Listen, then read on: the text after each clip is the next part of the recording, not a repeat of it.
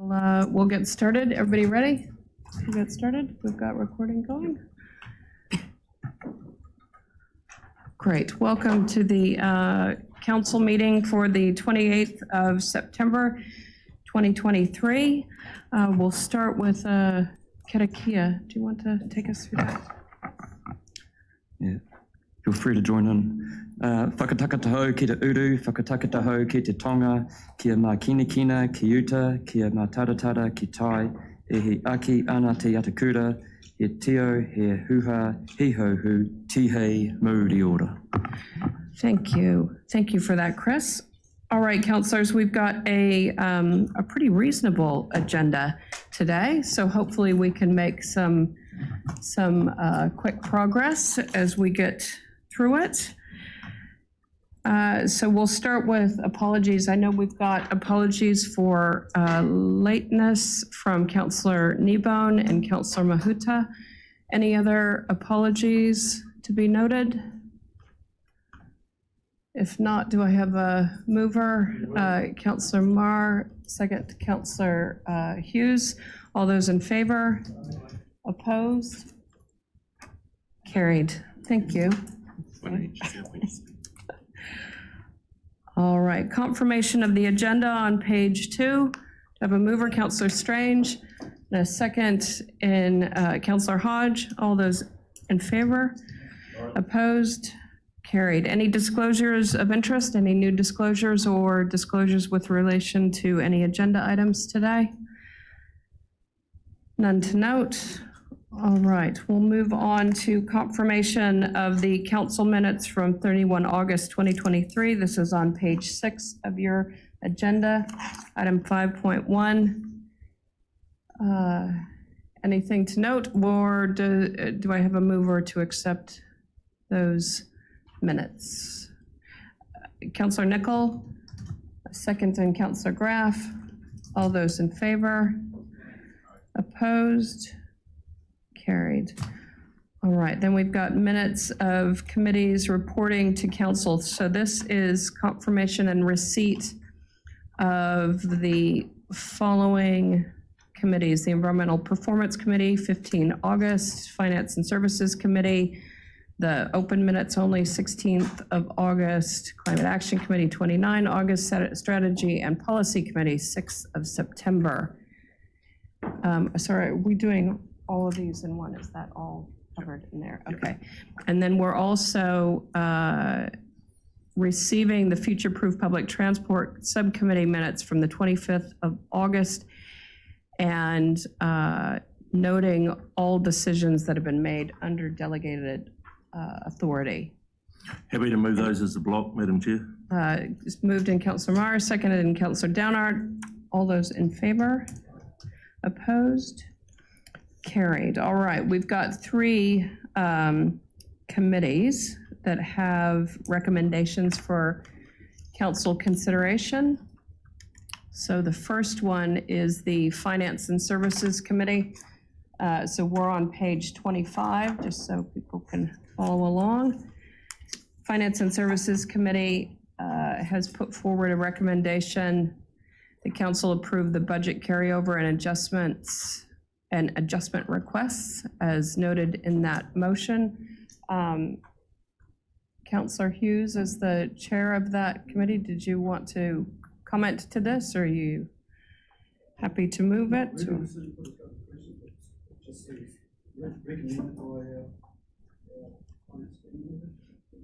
Sorry, just need you to use the mic there. Sorry, Madam Chair. The recommendation is from our finance team leader. I supported it at the committee level, as did the rest of the committee, and can recommend to council the actions as detailed in the recommendations to be adopted. Great. We've got a mover in Councillor Hughes, a second in Councillor Strange. Any other questions? Councillor Smith? Comment, Madam Chair. In my comments in the LTP workshop yesterday, my concern about the carry forwards, this is about 25 million up there, and I would just urge councillors to think about that sizable amount of carry forwards, and we need to reset the program going forward rather than having this level of continuing carried forward. So it's just an observation rather than a comment on the motion itself. And I believe that was raised at the Finance Committee as well. Yes, I absolutely support that, and that suggestion was put to the team to adopt it, and I'm sure they'll come back with an answer to that. Councillor Smith. Did you want to make any comment to that, Mr. Sa'i? The only comment, probably similar to what I made yesterday, we understand the issue. ELT's been talking about, what's the right size for that part of the business instead of trying to carry over and continue to do more. Noting that we've had a big injection of those the funds from central government and shovel-ready projects that sort of put a lot on top of that directorate. With the emergency-related events early in the year, it has resulted in a lot of carry-forwards.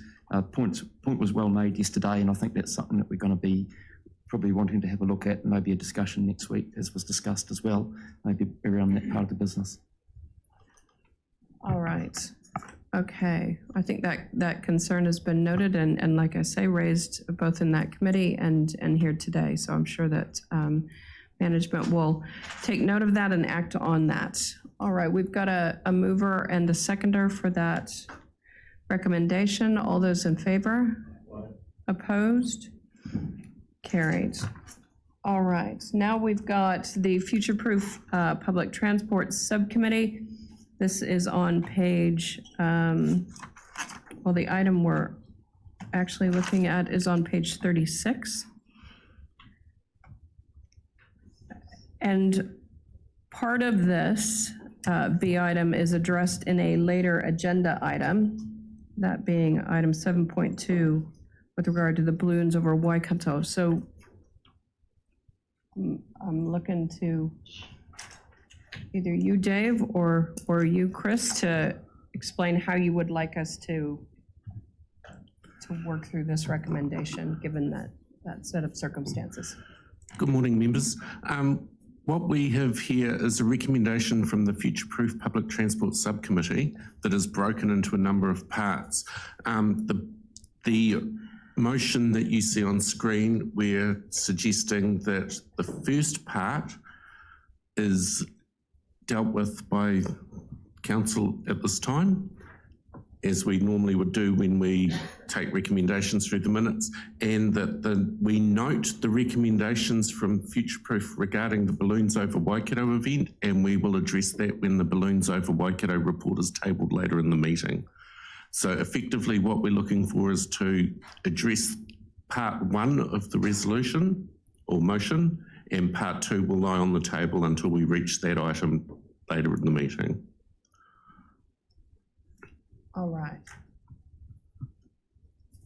So we'll, go ahead. Thank you, Chair. So I think in terms of the first parts, in terms of Waikato Regional and Auckland Councils engaging on development of an interregional rail and passenger transport strategy, I understand, I'll just look to Phil King, that there's work on that already. And I also note there might be an update on council being invited to Auckland Council to talk in the near future, Phil. Yeah, Morena Koto. Yes, thank you, Chris. So the item there around the interregional rail and passenger transport strategy is included now within the scope of a VKT reduction study that the Future Proof Transport Working Group is now procuring from existing budget, and conversations are underway with Auckland Council to confirm the scope of that work. In terms of what was your second question? Sorry, Chris. We'd requested yes. a meeting of Auckland Council, and I think that's been granted in the near future. Correct. So yes, we've been invited to attend the Auckland Council Transport and Infrastructure Committee on the 19th of October and provide a short update to them on Te Huia. So that preparation is underway. Councillor Strange, would you like to speak to this? Yeah, if there's, I'm just happy to move it. Yeah, I'm really happy with the progress that we're making in this area.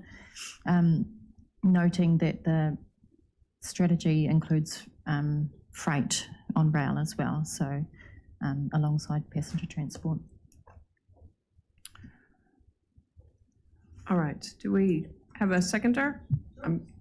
Second, and Councillor Nicol. Okay, now I'm just seeing as the part 2, we're leaving lie on the table. How do we pass this motion now then? Do we need to, is that what the wording needs to be? As it appears on screen is correct, yes. If you put the motion down, it was to carry part 1A and B would be in effect passed. Part 2A and B pertaining to the balloons will lay on the table, and we will address that later in the meeting. Right. All right. So everybody clear on that? Great. All those in favor? Opposed? Carried. All right. Now on to page 44. This is the Climate Action Committee. And this is with regards to a recommendation to approve the Climate Action Roadmap. Councillor Nicol, would you like to speak to that? I need a mic that works. Sure. Thank you, Chair. Yes, a big thank you to the committee members who have worked on this studiously several times. It was in February, June and August. We've had workshops and covered it off in the committee meetings. And yeah, mindful that others have also contributed feedback and that I've encouraged everyone to have a look at it. It is a summary of our activities. It's a communications document to guide discussions amongst staff and learning, and as well for external parties, our iwi partners and our stakeholders to see our general direction. Being a communication tool, it's not financially binding, but it is very helpful, we've found in the past, and noting this is version 2, to communicate with others and hopefully partner with them on what is a collective effort. So yeah, thanks again to the committee and keen to move this one. So we've got a mover and Councillor Nicol and Councillor Hodge. Second thing, I'm is there any? Just wondering about, yeah, just in regard to implementing the pathways, just the cost involved with that. Has it been presented? So I can talk to that in that any time that we make a decision to do something, it will be through the long-term plan or annual plan budget process. This one is a general direction of intention, but each time that a specific policy or activity is to go ahead, it needs to go through the full council as part of that budgeting process. So hence this is more to let people know what we know so that they can do their planning, and for us to say, this is what we're up to, keen for you to work with us. And as you said earlier, it doesn't commit us financially. No, which we've learned over the past tritium as well, because we had that discussion 3 years ago. Yeah, so it's just a helpful comms document, really. And so it's done. It's completed. The cost of putting it together is completed. That's my understanding. It's mainly produced electronically, be available on the website. We'll have a couple of hard copies maybe, yeah, but that's right. The work's been done through the committee and this is the final step, just to approve it through council. And again, it's a discussion document. This is what facilitates the conversations we have with communities, with ratepayers, with industry, with organizations across our region to, as much as we can, assure alignment and working in partnership to achieve these directions. Noting it's a complex topic that touches all those pathways, and so it's a nice way to bring it together for people who want to look at it all together. But we are doing work in so many parts of our organisation. This is just talking about how it fits together and in the greater context. Councillor Downard? Yeah, it's got 130 goals in it, so yeah, it's a pathway just for people. It's non-binding, so yeah, I'll happy to Direction second of travel. Yeah. Thanks. Aspiration. Yeah. Nice. Any other comments? Any other questions? If not, we've got a mover and a seconder. All those in favor? Right. Opposed? Carried. All right, we now move on to our health and safety report. This is item 7.1 on page 55. And we've got Stu Brown.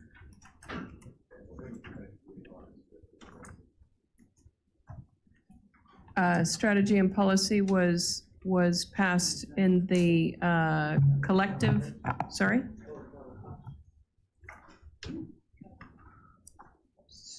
Oh, help me out here, Dave. Okay, I think the question is about the resolution, particularly on the Wharakawa coast, and that's, Dave, that's something that's on the agenda today. So when we,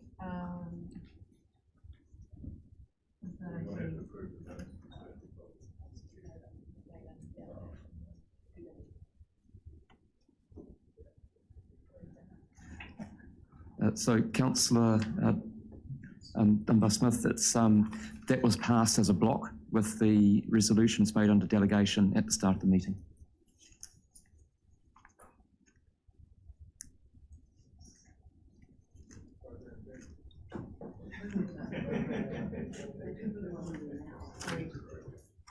are we good? Yep. All right. Stu, welcome. We're on page 55. Thank you. Good morning. So wanted to draw your attention to a few things in the health and safety report. The first really is that national event with the unfortunate death of the 11-year-old child through Ruapehu Alpine Lifts. I thought it was pertinent, just given the recent talk from Tompkins Wake on how we operate as a PCBU and with our contractors. Obviously, with our relationship with GoBus, it's quite timely that this has come through. We have been working closely with GoBus for quite a period of months now, just around their health and safety, incident investigation, driver training, and bus safety. You'll have seen through the report there all of the different bits and pieces that we have been working on. With me coming on board with the organisation and working with Mark Tamara and now Phil King joining us, we're keen to ensure that this relationship is maintained and that we work together in partnership with GoBus to ensure that the drivers are adequately trained and we have a safe operation. It's a particular interest looking at nationally at this. Driver safety is a key concern with the assaults going on across the country, and we're trying to look at that holistically and work in with different councils, for example in Canterbury or in Auckland, around the mitigations that they're putting in place to ensure the safety of their drivers, whether that's removing cash from buses or putting in physical barriers. So we have a watch and brief and a true partnership happening there, which is really important, and it's going well. So I just wanted to draw your attention to that. Moving through, you'll see then the incidents. We've had 34 in the past month, and there were a few of those that were, again, threats of aggression and violence. And one of them was out on farm, and I just wanted to note that that hasn't been added to the security register because the team that were out there being trained in de-escalation, very competent and understanding what was going on in the situation, actually were able to help the individual who was struggling basically with some mental health issues, and they were able to support the person to contact their family and get some support and feel that there is no further threat there. So that was a good result, and we helped them in progress. And moving on then, we had a spill event in the back of one of the utes with some herbicide that slid across and was punctured and leaked out. That's been a good thing to look at our process around dealing with that and the transportation of the chemicals, and that's been shared throughout the organisation across the different directorates where relevant, so that's been something to note. So those were the key points that I wanted to draw your attention to. If you have any questions, I'm happy to take them. Any questions? Councillor Strange? Yeah, thank you, Chair. Yeah, thank you, Stu, for your report. Yeah, just to touch on what you talked about with GoBus. Yeah, thanks for that level of comfort that you've eyes on that as well. Yeah, I recently spoke to people at Waka Kotahi as well about the national conversation that's going on, and also met with Phil and Trudy, just to get that comfort myself that, you know, that we are on top of this. And yeah, I'm really comforted from what I've heard and the conversations that are going on nationally as well. So thank you for that. Yeah. Just on a different point, I know just from what I've been hearing around the room in recent weeks as well, staff, it's great that staff have had de-escalation training. Just wondering if that would be available for councillors as well, just with the public mood out there. Yeah, would that be an option? Certainly, yeah, we can certainly organise that. If anybody would like to attend it, we can set that up. Cool. Thank you. Thanks for raising that, Councillor Strange. I think that if we can make that available to councillors, it would be helpful. I think a number of us are aware of the temperature in our communities and wanting to make sure that when we do interact with our communities, we get the best out of that exchange, both for us as councillors, but also ensuring that our communities have a method to be heard, but that everybody feels safe in the exchange. So I think that would be really, really helpful and really good to note how that de-escalation training played out in the incident that you described, and utilizing that training to not just make the situation safe, but also to support the individual that was involved in that and ensure that they have you know, methods or a pathway forward so that they're taken care of too. I think that's a really nice holistic way of looking at our interactions and recognizing that when our staff go out, that sometimes we don't know what we're walking into.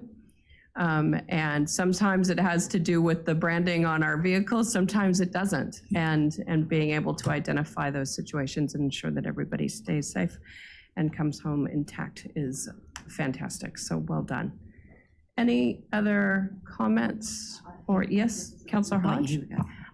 I'm sure I asked this before around the health and safety is very good on the safety perspective, but I don't see a lot on the health of our staff. For instance, how do some of these safety issues impact on them mentally? I don't expect you to be a doctor or anything, but there's really nothing in these reports around the health side of your health and safety. So I'd like to ensure that we are looking after the health of our people within WRC, and somehow, especially around mental health, because it's so prominent these days, disabilities that can be caused from some of the things that happen. Okay, so just to highlight it, that I'd like to see something around how we are processing or progressing with the health side of health and safety. Yes, no, that's a really good point. Thank you. Quite timely as well. I had a meeting yesterday with our EAP services provider, and historically people have viewed EAP as a counselling service, but it's a much broader offering now, and it's really about being proactive around mental health and general health and well-being, and they have quite a comprehensive package now, and it's more of a overarching cultural positive perspective. So we're going to be working with them to get that, you know, out to all of our staff so that they know that it's more than just a counselling service. So I'll report back on that through the reporting over the next month or two and let you know how we're getting on there. But thank you very much. That's a really good point. In terms of the EAP feedback and statistics, does that, if I recall correctly, that normally gets reported through, is it risk and assurance? It does, yeah, it does. So we're sitting, I think, at about 11 or 12% utilisation. It sort of sits between 10 and 15% across the country. So we're happy, but we could utilise that more. So that's kind of about the education piece and showing the offering that's there. So. Right, so if councillors wanted to see any of that information, they could go back to some of the risk and assurance agendas and see some of the historical information, but taking on board what Councillor Hodge is raising, it would be good to bring that back to full council, just to remind everybody of what that service entails and what we're seeing in terms of its ability to support our staff as we go forward. Councillor Marr.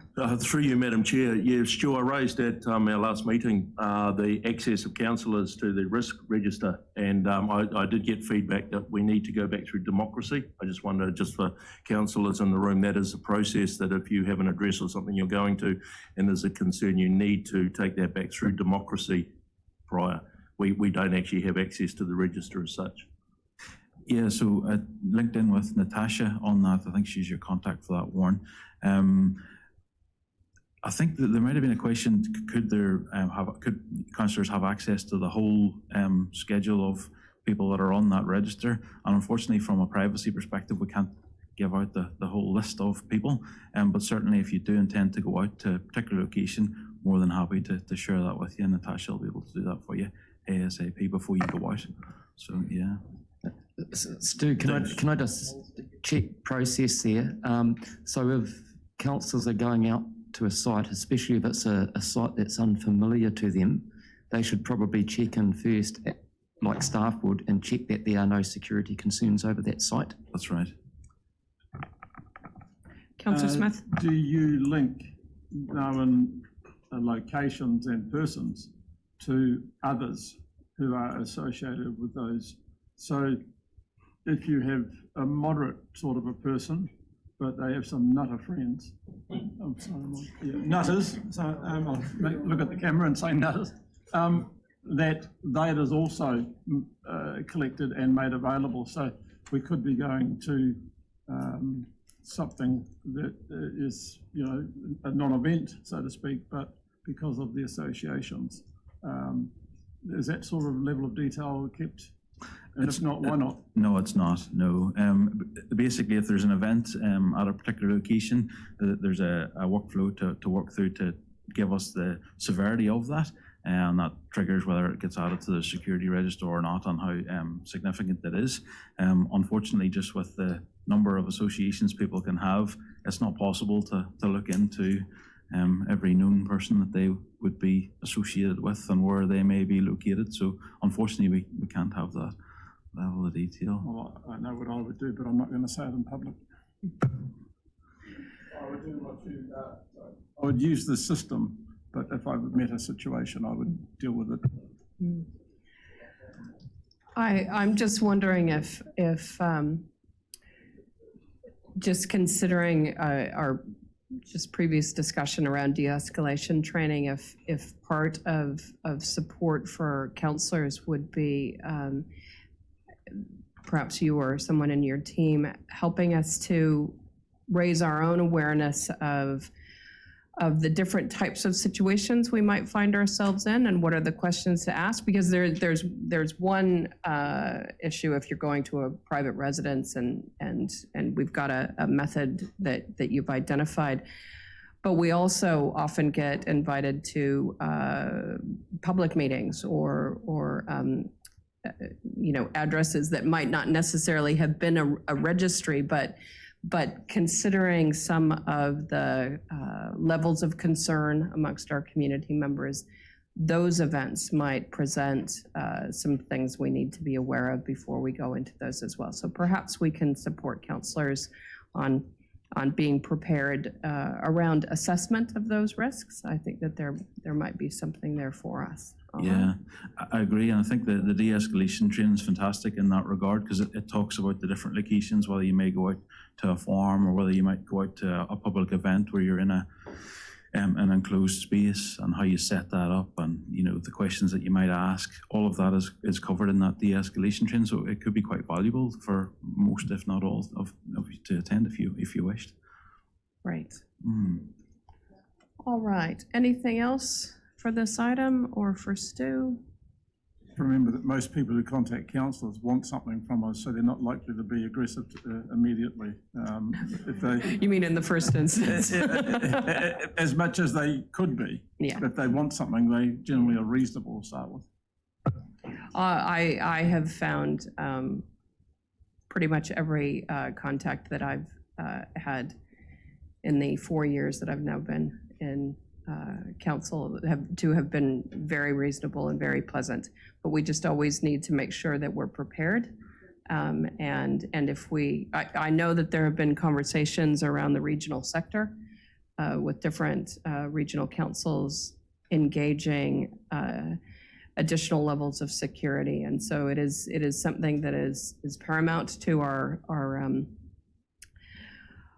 local government positions, and so something we need to be aware of and prepared for. So thank you very much. Sue, did you want? Through you, Madam Chair, if I could just suggest, so what I think I'm hearing, Stu, is not just a de-escalation training, but maybe an opportunity for councillors to come and share some of the experiences and issues.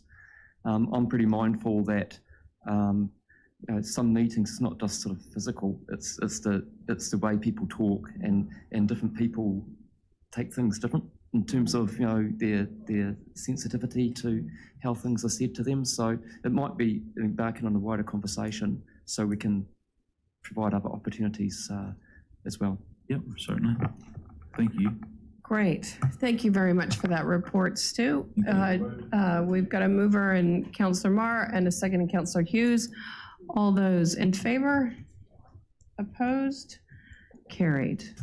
All right. Oh, and I got a thumbs up from Councillor Clarkson online. Hello, Bruce. Good use of the emojis. All right, we'll move on to our next item. This is item 7.2. This is the balloons over Waikato that was left lying on the table from our future-proof public transport subcommittee minutes. We're on page 62. We're joined by Phil King. Welcome, Phil. Did you want to speak to this or go directly to Phil? All right. Good morning, councillors. So I propose to take the report as read, but perhaps provide a short context before we open for questions. So the Future-Proof Public Transport Subcommittee on the 25th of August discussed this item and was in support of the staff recommendation, which was to proceed with a service for the Nightglow in 2024 with a ticket price similar to the event structure for 2023. Within that meeting, there was a request that when that report came to council as a section B, that we provided more context and went through the 3 fare scenarios that were developed ahead of the 2023 event so that you could see the full costings and look at all of the options that were considered. So this report is intended to provide that detail to you, and in doing that, I have also provided some demand assessment. So as cost goes up, demand may reduce. So within the table in the report, you'll see assessments of 100% occupancy, 80% occupancy, and 60% sale of the tickets. So that's maybe a context. So I'm happy to answer any questions that you might have. Councillor Smith. Thank you. From reading the report, it's my understanding that what is being asked is that Waikato Regional ratepayers subsidise to the tune of $10,000 a trip by Te Huia from Auckland to bring Aucklanders to the Waikato and return them using Waikato ratepayers' money. Is that correct?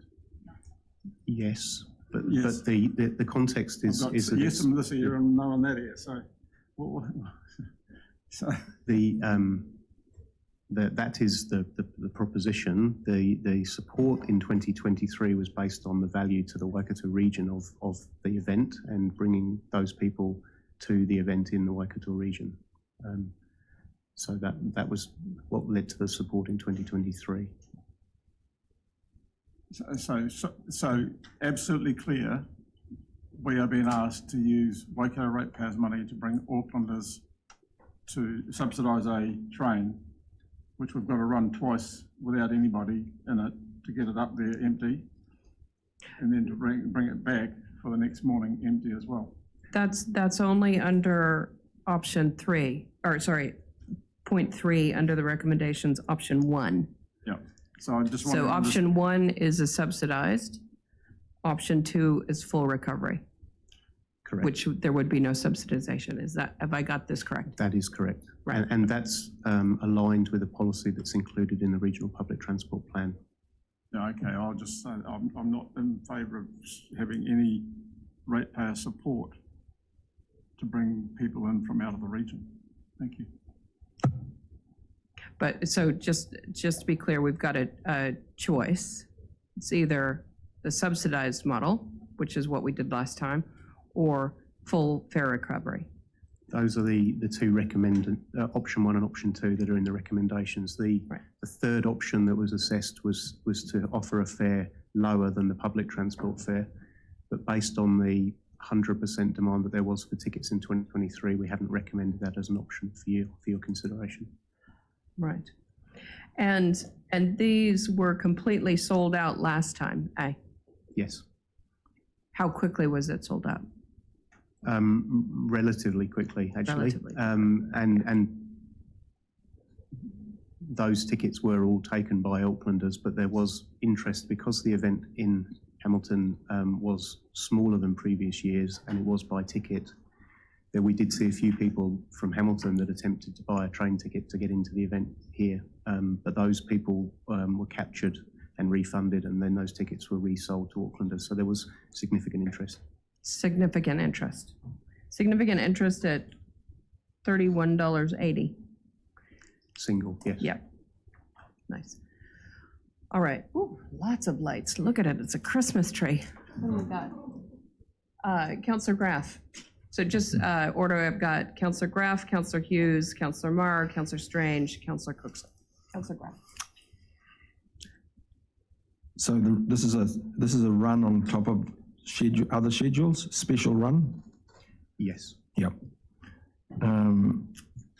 So in regard to the 400 possible tickets maximum, who gets these tickets? Is it friends of councillor? You know, who gets to know first the tickets are available? How is it marketed? Marketed, thanks. So for the 2023 event, the Balloons Over Waikato website included an event page for this, and there was a requirement for everybody who attended to purchase a ticket. And for most people in the Waikato, that ticket was free. But at the same time, there was an option to purchase a train ticket there, and people then went to the Tikitech website and purchased a ticket that way. And so the Balloons Over Waikato night, is that a free entry? Yes, but in 2023, because the venue moved, it became a free ticketed event as opposed to anybody.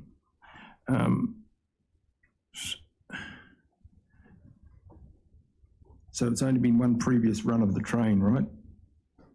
Yes, the event didn't occur through COVID. Yeah. 2 trips empty. No way of sending people to Auckland for a cheap holiday just to. So we run a single return on every Saturday.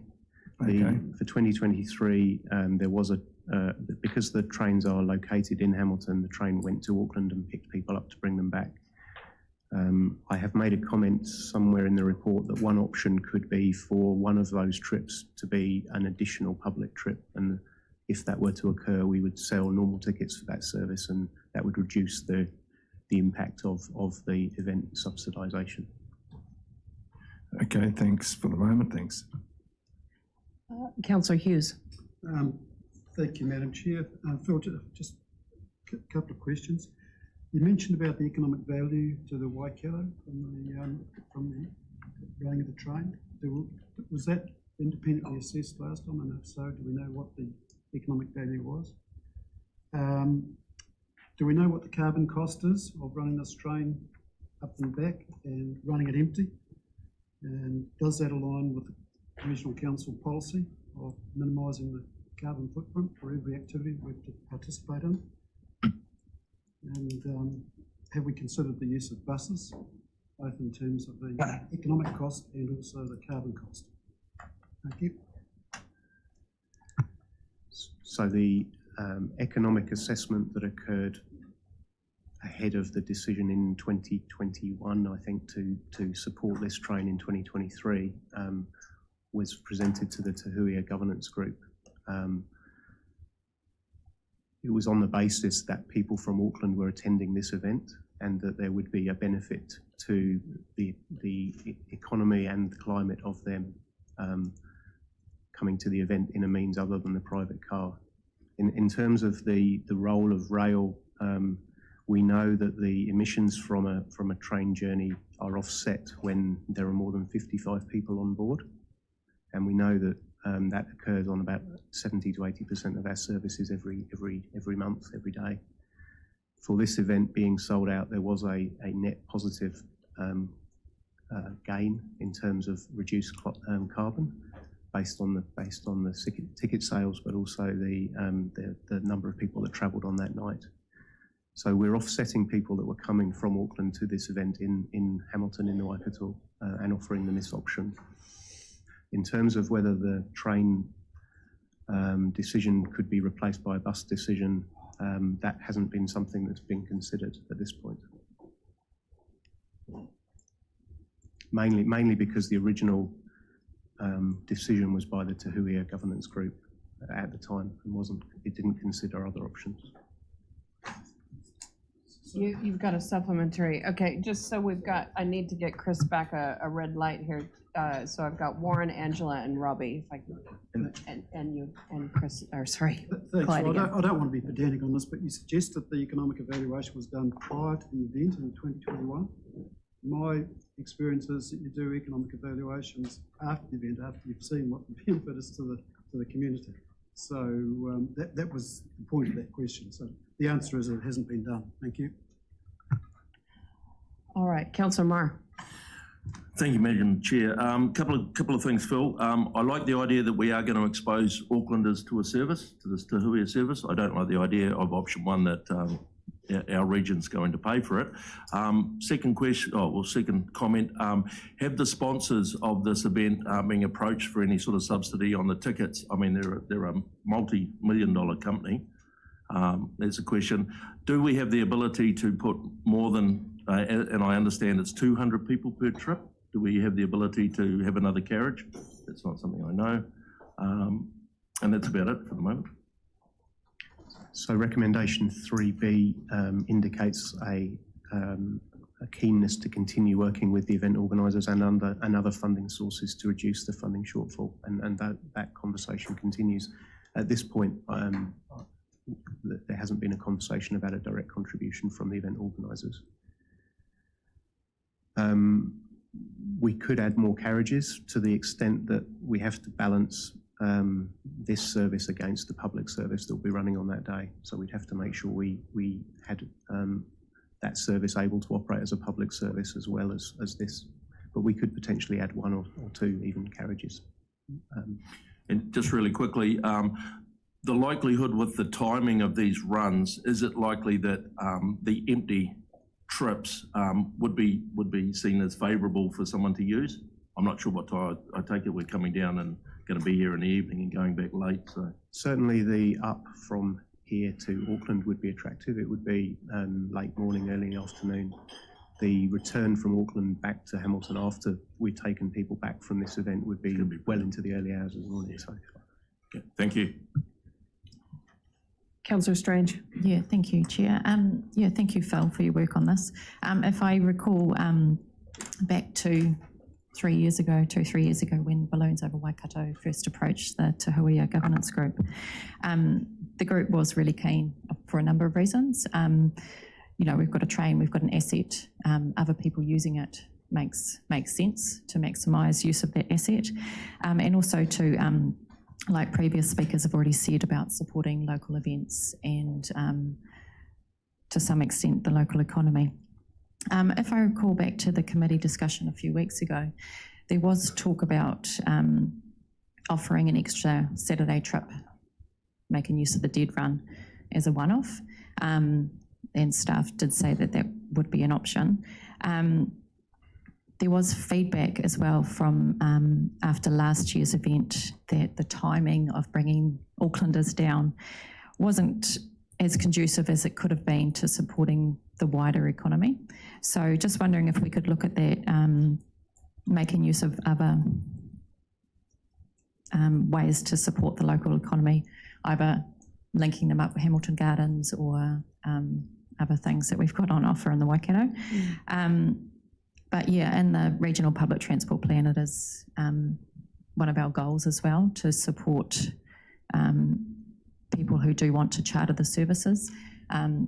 Previously, we have been in discussion as well with Field Days about the possibility of using Te Huia to support Aucklanders again coming down to access local Waikato events. So in my opinion, it is a positive thing. However, as other people have said, asking our ratepayers to subsidise to that level is not quite a good look. So, which is why the committee last time added B in to the recommendation that we look to reduce the funding shortfall as much as possible. So yeah, I'd like staff to go away and work with the organisers to see if we could reduce that a little bit more.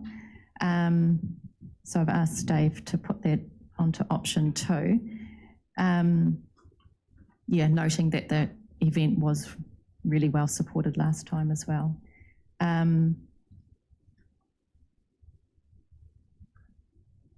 That's about all. Thank you. Would you, I'm just taking note of it, because I remember the conversation around the timing of it and getting people down here earlier so that they might enjoy a broader range of the hospitality that we have here in the mighty Waikato. Could we add that to that option too, as a, just to ensure that is explored, and perhaps even if we looked at a different timing for bringing them down, then that empty route going to Auckland might even suit better. Now, I do recognize that there's time slots on the rail, and I get that might make it a little bit difficult, but I'm just thinking in terms of getting the best outcome for this region with a bit of tweaking of the service. So there are always a range of options and opportunities and variables here, and what I've attempted to present to you is the maximum costs, the maximum subsidy that would be required. We did talk to the event organisers in preparing the report about whether there would be a way of packaging a day for people who came down on the train, and their perspective was that it would need to be packaged as something for people to choose to opt into.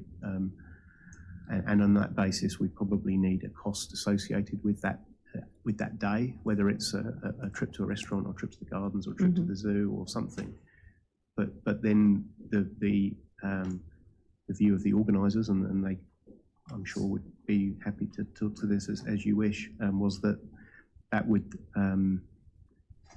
potentially mean that somebody who is using the service would have to sign up to a package that included several items. And while from the event organiser's perspective it was focused on the night glow, someone may or may not want to go to the other offer that was on the table as part of that package, and that would make things complicated.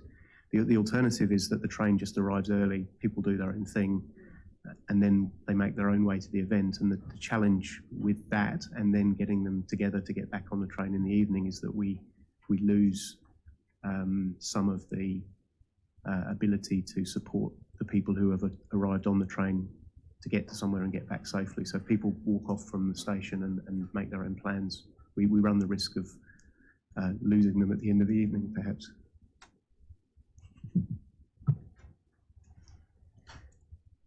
Thank you for that. Just wanting to clarify, in adding the continue to work with Balloons Over Waikato to find other funding sources to reduce the funding shortfalls as much as possible. With the $70 fare, there is no funding shortfall. Is there avenue and is there time for us to explore that 0.7 and then revisit the cost? I essentially, I guess what I'm thinking is that with option 2, we protect ourselves from the downside of Waikato ratepayers subsidizing Auckland ratepayers, but it does allow us avenue to reduce that full fare recovery if there are other supporting options. I just want to make sure there's enough time, if this was to pass, to to explore that fully? So your first point is the reason I didn't include that within the recommendation, because the costs are covered. But your point is well made. I think there is time. We need to go through timetable committee. We need to ensure that there's a roster that could support the service. There are several aspects that we need to go through. There's some hurdles to go through. Once we have your decision in terms of your support for the service, we then have a process to work through. So that could be considered as part of that. But perhaps if your direction around the level of support you wish to provide or want to go for full cost recovery is set, then we have some an process envelope to reduce the cost to customer if we're able to. Right. Okay. Great. Councillor Cookson. Sure, I was before him. Oh, no, I've got, so just so we're clear, I've got Councillor Cookson, Councillor Graff, Councillor Hodge, and then Councillor Smith again. Okay.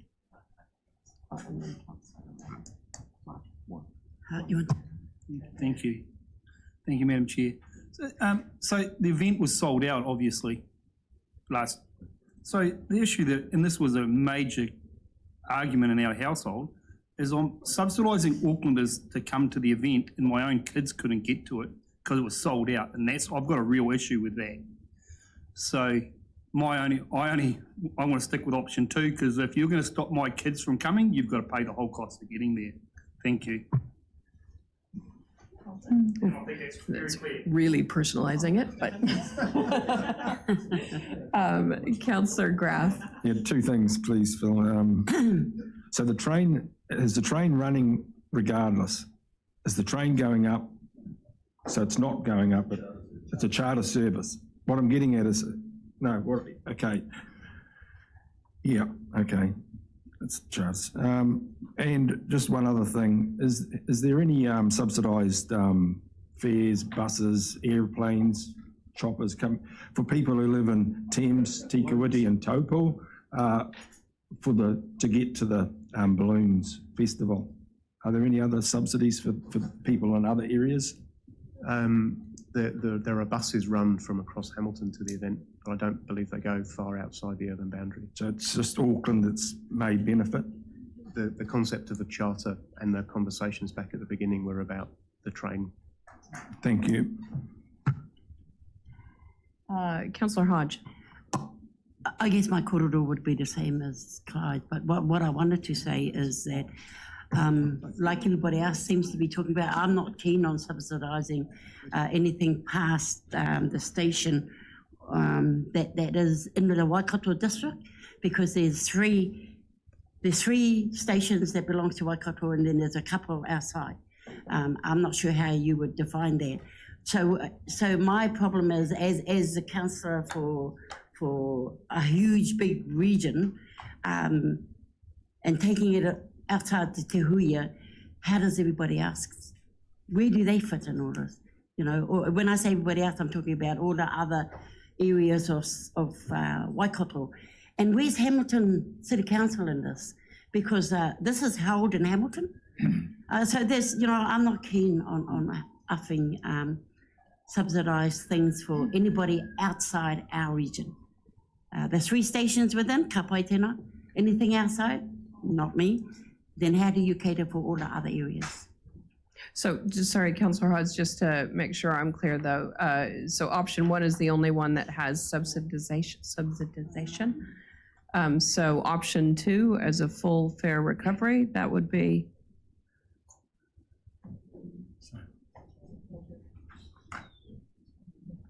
Because it's full fare, there's no subsidizing that. No, there's no subsidy. So just checking in that we understand. Councillor Smith, and then Councillor Marr, and then Councillor Dunbar-Smith. So, Madam Chair, I'd like to move something, and it's based on option 2. So, in my words, not necessarily, but if it's reflected in what's up there, is that we support the provision of a train to Huia for the Auckland community. That is at a non-subsidised. So if it's the full adult $70 plus ticket or whatever, so that's fine. And further that staff are encouraged, which I think is the bullet point 8, to work with others to reduce that fare, and if that's subsidies or whatever.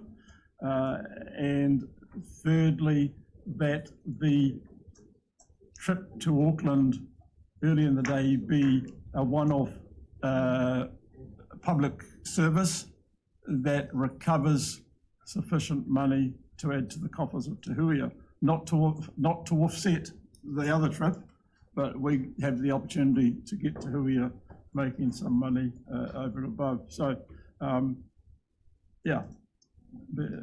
So just on that basis, does that make sense? And if so, so moved. I just want to make sure our wording is right on that point 7. So this is where we're making the trip of the train from Hamilton up to Auckland to pick people up, making that available for to the public to buy your standard priced Te Huia ticket. As a one-off. As a one-off. So is that, I just want to make sure that we're wording that correctly to reflect that. So I reserve the right to just come back and comment if necessary, Madam Chair. Have we, Phil, is that the wording? Is that how we would refer to that? Be made publicly available is, I would suggest you change the wording to be offered as a public transport trip, which means that it then would be one-off public transport trip. Yes. Be offered as a one-off public transport trip. And that would mean that we are able to use the normal funding system for that service. All right. So I'd just like to make a couple of comments, if I could, just to help the discussion. One is that if you were to go for the option as suggested here, and it wasn't fully subscribed and there wasn't any other event funding for it, Phil, I presume that it wouldn't run, because otherwise that's got to be underwritten. And the second point is that there's some discussion about who pays and if it's for Hamiltonians, should Hamiltonians pay. I understand that the targeted rate that would subsidise this is solely or largely Hamilton targeted rate anyway. So yes, the second question is yes. The first question, for the 2023 service, we did include a point at which we decided that there had been strong enough interest to run the service. And because the service ended up being 100% sold, it didn't be an issue. I've priced this journey on a cost recovery basis based on 80% occupancy. You'll see from the tables that the costs to proceed at 60% or 100% were different from that. So I picked the middle number. If we don't sell 80% of tickets, then the unwritten perhaps, but the statement here is that you would not run that service if you were to not cover your costs. However, in point 9, we're saying we're still going to look for other funding sources. So if we were, let's say it was 60% occupancy at the $70, if we were able to get some additional funding through Balloons Over Waikato to offset that, then it could still go ahead, right? It could, but that would be outside the realm of your resolution. We'd have to find, yeah, we could work on that, yes. That's what I'm trying to achieve. Yeah, that's the resolution is that 9 allows 6. Sorry, I need to get Noel back a mic. I've got the speaking order. That's the purpose of 9 being there for me, to support 6. That if between now and when it goes to the market, Balloons Over Waikato or the council is able to work with partners to subsidise the fare, that allows that $70 to be reduced, or contribute to, kicks in at that 60% threshold or 80% threshold or whatever. So there needs to be a little bit of outside thinking and a little bit of sleight of hand perhaps. But with what's going on from last year, full subsidy, people had trouble getting tickets. Fully subscribed train trip, people missing out on tickets and the likes. I'm confident that that can happen. I just don't want the Waikato people to subsidise the train. But if there's organisations that will do 9, then 6 can be adjusted accordingly. So I think you've got that in that resolution, Madam Chair. I'm just looking to, I've got some suggested wording for that. okay, you understand the intent that is trying to be achieved here, that we want to be able to offer this service. We don't want Waikato ratepayers subsidizing, but we still want it to go ahead as much as possible. And so if there is opportunity for somebody else to fund and lower that $70, not being us covering it, then we go ahead. Yes, my understanding of your direction is that you are happy for us to proceed with that effectively as a maximum fare, which we could reduce if we're able to secure external funding. Yes. So do we want to say that then? If we said maximum fare of $70 that can be reduced should 9 be achieved, would that then would bring it within the realm of this resolution, yes? Yes. To proceed, okay? Yeah, I'm happy with that, Madam. All right, so the change would be in 6 that at a maximum of $70 return. And then where do I, After recovery, subject to any Unsold subsidy achieved tickets. through item 9 below.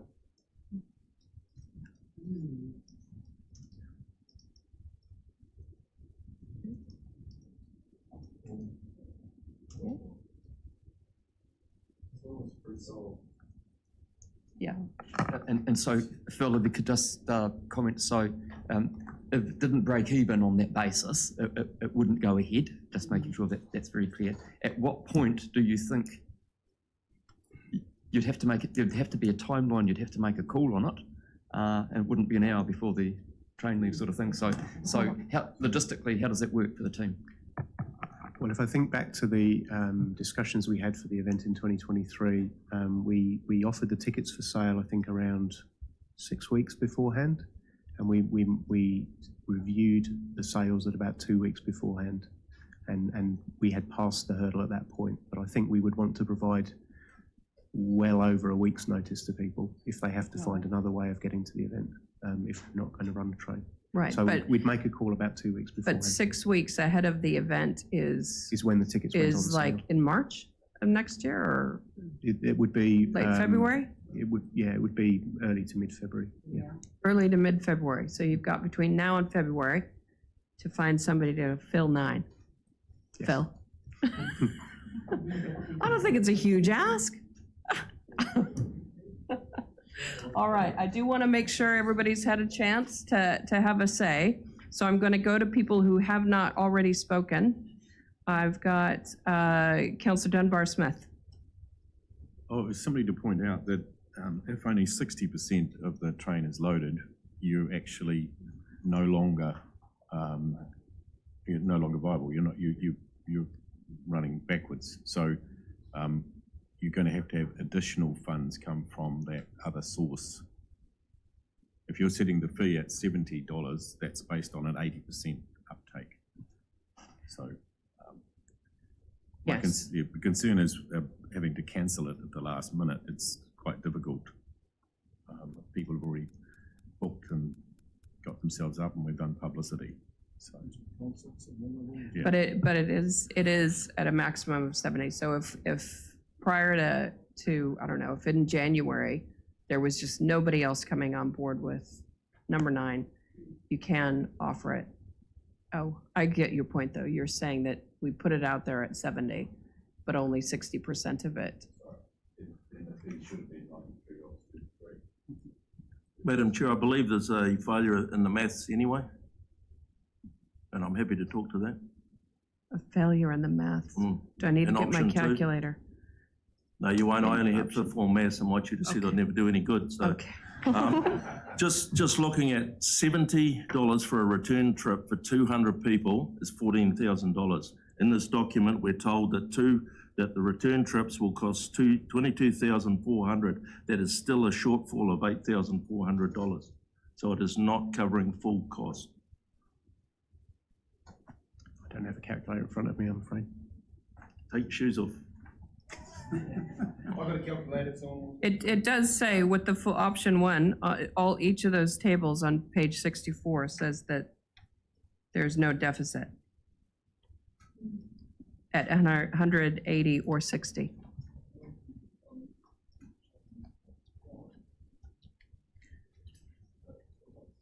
Is that correct? So I've worked on the option one column all the way through those three tables is the 22,400 total cost divided by the patronage cell. So 400, 320 and 240.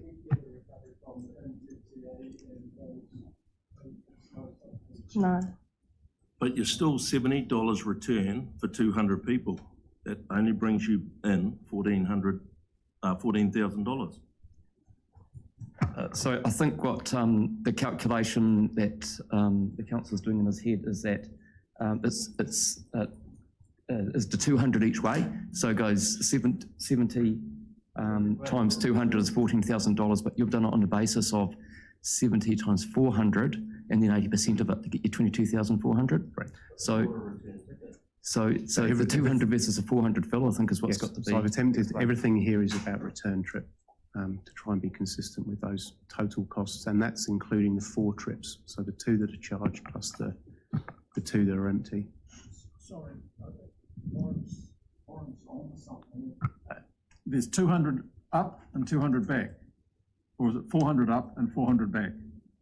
There's 22,400 is the cost. No, 400 people up or 200 people up. So it's 200 each way. Noted So in it's the 200. If 200 people buy a return ticket, it's not 400 people buying a return ticket. It's 400 trips. But you don't, this is $70 return. So you don't get $70 twice. Okay, I think we're gonna just adjourn for a second, make sure we got our maths right. Let's get those calculators out. Let's have a And so we'll adjourn the meeting 10:40 for 10 minutes. I think you need.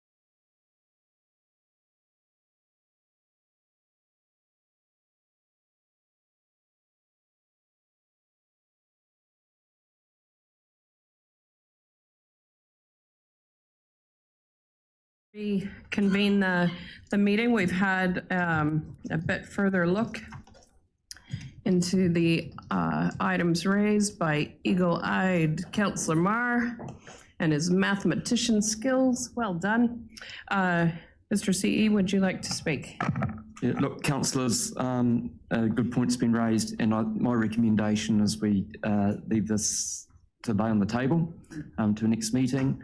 That might also give us a bit of an opportunity to investigate some of the other funding sources a bit more in that time as well. So, Dave, in terms of the procedural motion? Madam Chair, I'm happy to withdraw while it's not seconded, I'm happy to withdraw that resolution that I put up. Let's get the, yep. So we'll withdraw that. It's up there. Is that how you want to do it? So based on Councillor Smith's feedback, we will not proceed with the motion that was on the table, and I suggest that we receive the report and that the item being discussed be adjourned to the next meeting of council, which is in October 2023. So effectively, we'll leave this item to lie on the table, and another report will come to council next month with further details. So, Madam Chair, I'm happy to move that and would ask that instead of it being 100% adult fares, that the proportion of last year looked at and take children's fares into account as well, because if we rely entirely on adult fares, we're still short of budget. Would you like that added to the resolution, or should we just note that? That's an aside. I think, Dave, we've got that, and we'll have another thorough look at it. Great. All right, so we've got a mover in Councillor Smith, a second in Councillor Nicol. All those in favor? Opposed? Carried. All right, we'll now move on to 7.3. This is on page 67. This is the calendar of meetings for 2024. She's a colorful array. We've got a mover in Councillor Strange, a second in Councillor Hodge. Can I ask that they populate the calendar sooner than later? Yes. Because some of us have got a lot more other work besides council. So Yeah. If you can populate 2024, so we know where we sit, it'd be great. Yes. Certainly. What we can do is we'll populate the meetings that are confirmed. Our co-governance partners haven't yet confirmed those, so we'll leave those for now, but we'll get the other items. That, yeah. But I'm talking about your standard council committee meetings, Mike. meetings, blah, blah, blah. Yeah, just noting, making sure we have our mics on for the recordings and the live stream. Just Councillor Hodge asking for these meeting dates to be populated in councillor calendars sooner rather than later, noting that some of these meetings with that are joint committees have not yet been confirmed, and also just noting for councillors that obviously there may be tweaks as we go forward, but always good to have a starter. So we've got a mover in Councillor Strange, a second in Councillor Hodge. All those in favor? Aye. Opposed? Carried. Okay, we are now on item 7.4. This is page 73. The Whanakawa Coast 2120 Draft Community Plan. And we've got Alejandro Cifuentes joining us. Alejandro is the team leader for policy implementation.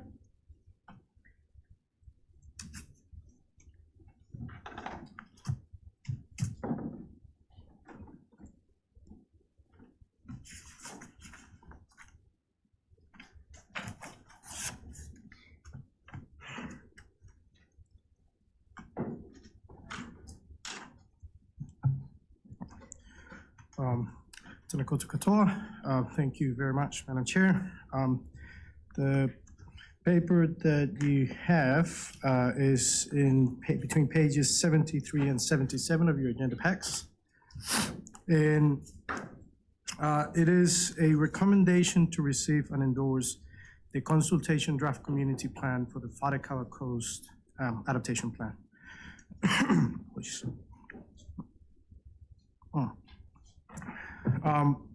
This recommendation follows the 30th of August workshop where we got councillor steering to agree to continue to participate, being guided by appointment of ward councillors and having a very clear direction to relay a message of roles and responsibilities and setting clear expectations about meeting the cost for different actions in the long term for each of the community actions. On the 6th of September strategy and policy meeting, the council set principles for the continued participation of Waikato Regional Council in adaptation planning and received the community panel recommendations that was prepared as part of the Wharekauā Coast Community Plan. Following that meeting, the Joint Working Party, which is the governance group of members from Waikato District, Haraka District, Waikato Regional Council, and iwi, met to discuss the draft wording of the plan and to discuss what was going to be its content. And as part of the discussions that council had, our councillors tabled a recommendation to include wording around the clarity of the roles and responsibilities and the expectations around meeting the cost for different actions. So that is now reflected in the second page of the attachment, which is essentially the community plan. It's a bit of a kind of long wording to read, but there's a few things to notice, and is that there's a recognition of additional sources of funding that could come from central government, but then is also the very clear message that where a council is identified as a lead agency does not necessarily mean that the action will take place or will be fully funded for council. It will need to go through long-term processes, long-term plan processes under the Local Government Act.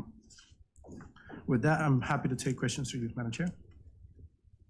Councillor Nicol? Yep, no, and noting, I'm the co-chair of this Joint Working Party as of this triennium, and really appreciated Warren and Ben and the scrutiny that we've given it through that Joint Working Party from our side.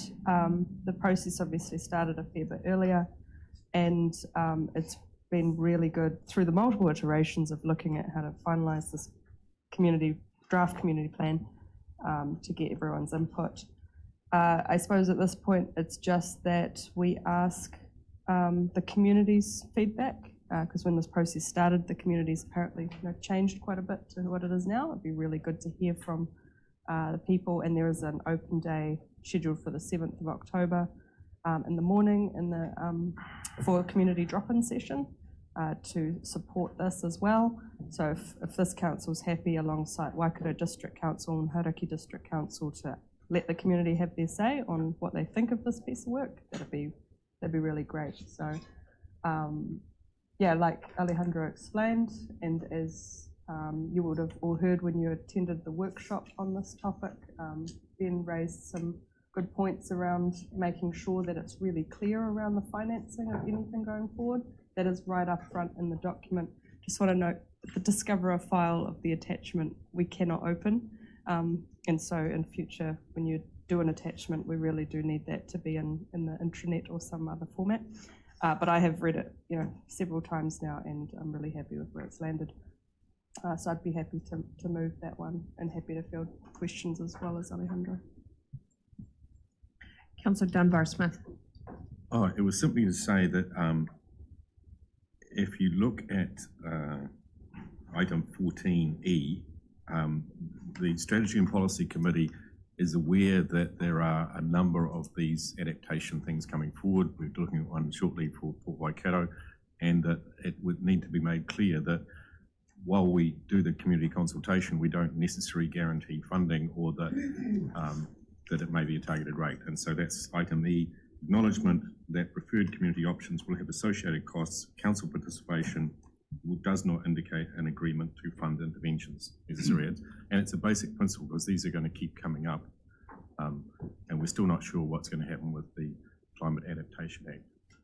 So with those, and working with Jen and Warren, we've put forward that in the front of the Wharekauā plan, just letting them know that all the things that are there may require a targeted rate, that's all. So, thank you.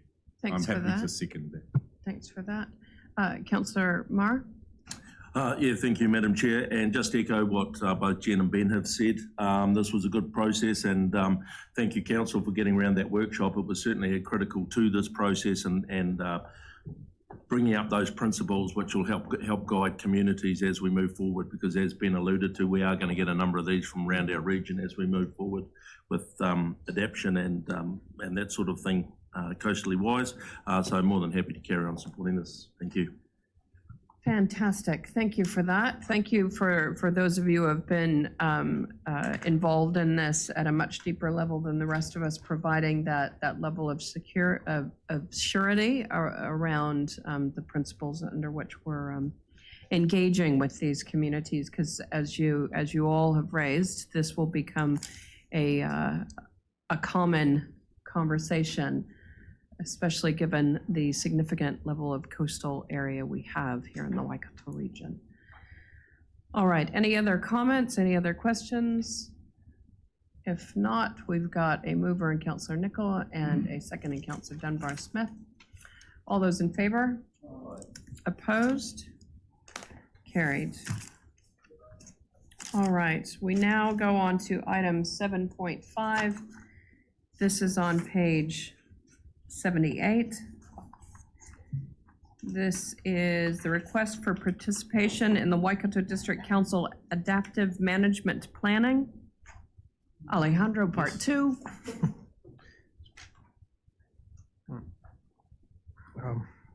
Thank you, Madam Chair. So indeed, it is an invitation letter from the Waikato District Council Mayor Jackie Church, dated 1st of August 2023. Is an invitation for councillor participation at the governance level for the Waikato Adaptive Management Planning Project. So this is a district-wide project looking at adaptation. However, due to the nature of the work in this area, the first communities are indeed coastal communities, so that is Port Waikato and Raglan. That's what is part of the scope that Waikato District has defined so far. Following this letter, staff draft a recommendation for council to appoint 2 councillors and 1 alternate. And according to the principles that we discussed and the input that we received from council on the steering on the 30th of August workshop, we recommend that it be the constituent councillors for the relevant communities as a first preference for appointment to this group. Councillor Smith. Thank you. Just with information, fellow councillors, Councillor Story and myself have spoken personally on this, and I've spoken with Councillor Mahuta earlier this morning. I and Councillor Mahuta are happy to be the members A and B, and Councillor Story is happy to be the alternate C. So I won't nominate myself, but I'm just indicating within the constituent councillors what we've agreed, if you're happy with that. Great. Councillor Hodge, you happy to move that? We've got a second and Councillor Downard. Any other comments or questions? All I would ask, Madam Chair, if that is successful, is that the principles as outlined in paragraph 9 of the report are included in the response letter to Waikato District, Yes. and highlighting E. Yes. Thank you. Well, and perhaps it might be good, I'm just thinking, Mr. CE, it might be good for us to raise those principles at mayoral forum, just so that there is a general awareness amongst all of our local government partners across the region as to the principles under which we'll operate, or we intend to operate. Yes. Sorry? To you, Madam Chair. Sorry. Director Tracy May is working to relay the information of the principles to the district councils via an official letter as well. So I'll work with her to make sure that our letter is worded correctly, so it doesn't seem that we're just hammering on the message too hard. Perfect. But yes, we will work that. Fantastic. I do have, sorry, I've got sorry. Councillor Dunbar-Smith and then Councillor Hughes. Councillor Dunbar-Smith? Oh, Do you yeah, have a just comment? a question in terms of that principle of expenditure. I see in the mayor's letter, regional council has already jointly commissioned a 205-page report from Transverse, and just wondered, has that been included as part of the funding, or how much expenditure have we had on that? So to you, Madam Chair, as council might remember from the information we shared before, any additional, any request from a district council that is outside of the business as usual exercises that we do in terms of investigating hazard information for our very own functions of catchment management and monitoring of the coastline, would be on top of that. So this particular investment that Waikato Regional Council did is within the envelope of business as usual of the existing resilience work program, regional resilience work program. And do we know the amount? Not by heart, I apologize. It's Rick Lifting's team running that process. Great. If we could just for closing off questions, if we can just provide that information after the meeting, that would be great. Just close it off. To be clear, Madam Chair, the cost of the ECOS report? That was what your question was, wasn't it? Transverse report, I believe. I've just been reading on that document. Recently commissioned, or recently. All right, but again, what you're saying to us, Alejandro, is that this is where we fund this type of report. It is because it is covering off work that we are required to do with regards to identification of natural hazards. That is correct, Madam Chair. Right. Yes. All right, Councillor Hughes. Just a point of clarification, Madam Chair. Point number 3, we've heard from Councillor Smith that he's put his name up, Councillor Mahuta. Do we need to name them in there? I know it's pretty obvious, but I just want a point of clarification. We do have, they're named in the motion. Oh, sorry, I didn't look up there. Yeah. Okay, thank you. Cheers. Yeah. All right, so we've got a mover and Councillor Hodge, a second and Councillor Downard. All those in favor? Opposed? Carried. All right, now we will move. Thank you very much, Alejandro. Appreciate the report for the last 2 items. We'll now move into public excluded. Happy to move that motion, Madam. We've got Chair. Councillor Marr moving, Councillor Cookson second. All those in favor? Opposed? Carried. All right, we'll give 1 moment to stop the recording and just